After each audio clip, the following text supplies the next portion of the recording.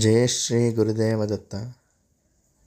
ఆ దత్తాత్రేయ స్వామికి నమస్కరిస్తూ మన గురు చరిత్రలో గ్రంథమహిమ, అలాగే శ్రీ వాసుదేవానంద సరస్వతి స్వామి వారి చరిత్ర కూడా ఈరోజున తెలుసుకుందాము. ఓం శ్రీ మహాగణాధిపతయే నమః. శ్రీ మహాసరస్వత్యై నమః. శ్రీ గురుభ్యో నమః. హరిః ఓం. ఓం శుక్లాంబరధరం విష్ణుం శశివర్ణం చతుర్భుజం ప్రసన్నవదనం ధ్యాయేత్ సర్వవిఘ్నోపశాంతయే. అగజానన పద్మార్కం గజాననమహర్నిశం అనేకదం తం భక్తానాం ఏకదంతముపాస్మహే. వక్రతుండ మహాకాయ కోటిసూర్యసమప్రభా నిర్విఘ్నం కురు మే దేవ సర్వకార్యేషు సర్వదా. గురుబ్రహ్మ గురుర్విష్ణుః గురుర్దేవో మహేశ్వరः. గురుः సాక్షాత్ పరం బ్రహ్మ తస్మై శ్రీ గురవే నమః. నారాయణ సమారంభాం యాతశంకరమధ్యమాం అస్మదాచార్యపర్యంతాం వందే గురుపరంపరాం. మాలాం కుండేం చ డమరుం శూలం శంఖం సుదర్శనం దధానం భక్తవరదం దత్తాత్రేయం నమామ్యహం. దత్తాత్రేయ హరే కృష్ణ ఉన్మత్తానందదాయక దిగంబరమునే బాలపిశాచ జ్ఞానసాగరా. కాశీకోల్హ మాహురే సహ్యకేషు స్నాత్వా జప్త్వా ప్రాశ్యతే చాన్వయన్యః. దత్తాత్రేయస్మరణాత్ స్మర్తృగామి త్యాగి భోగే దివ్యయోగి దయాళుః. జయ శ్రీ గురుదేవ దత్త. ఇక గురు చరిత్రలోకి. మాన్గావ్ అనే ఒక గ్రామంలో ఒకానొక పుణ్య దంపతులకు ఒక పుత్రుడు కలిగారుట. వారికి వాసుదేవ శాస్త్రి అనే పేరు నామకరణం చేశారుట. అతడు తన వంశాచారంగా కూడా శ్రీ గురుచరిత్రను నిత్యము పారాయణం చేస్తుండేవారుట.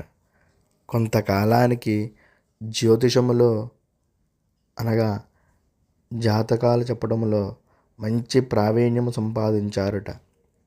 ఆర్తులకు అంటే బాధలో ఉన్నవారికి వారి బాధలకు పరిష్కార మార్గం కూడా తెలిపేవారుట. ఒకరోజు ఒక రోగి తన బాధతో శ్రీ వాసుదేవ శాస్త్రి గారి దగ్గరకు వచ్చి తన బాధను తొలగించమని వేడుకున్నారుట.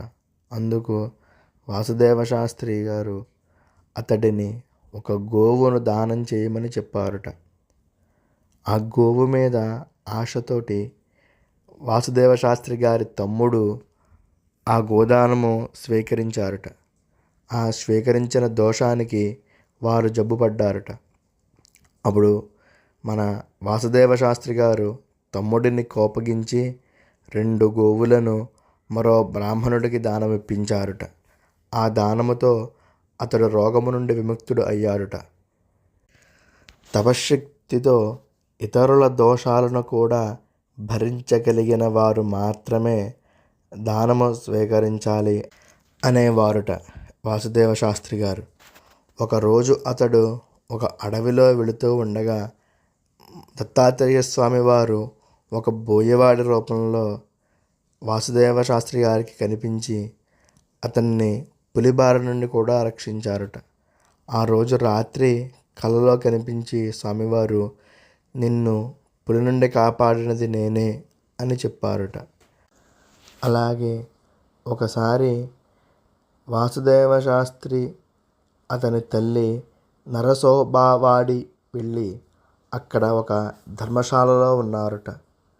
ఆ రోజు రాత్రి దత్తాత్రేయ స్వామి వారు ఆయనకు స్వప్నంలో దర్శనం ఇచ్చి ఈ ధర్మశాల చాలా శిథిలమైపోయింది, మీరు మరొక చోటికి వెళ్ళండి అని చెప్పారుట.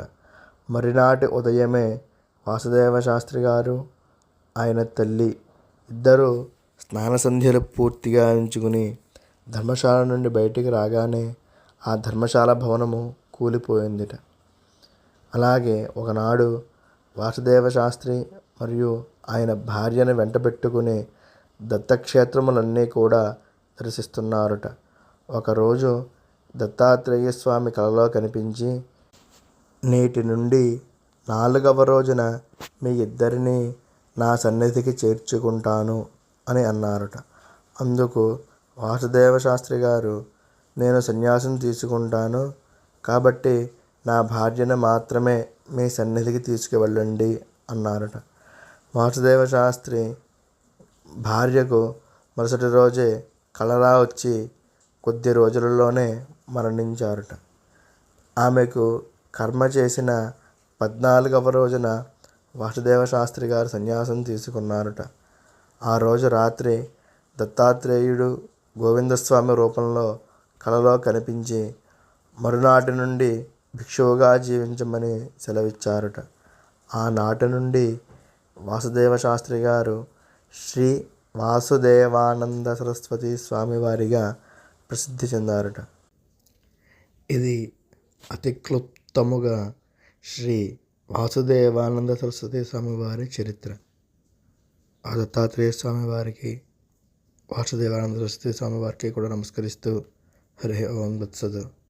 ఇక మన గురు చరిత్రలో ఇంతటితోటి గ్రంథ మహిమ మొత్తము పూర్తి అయింది.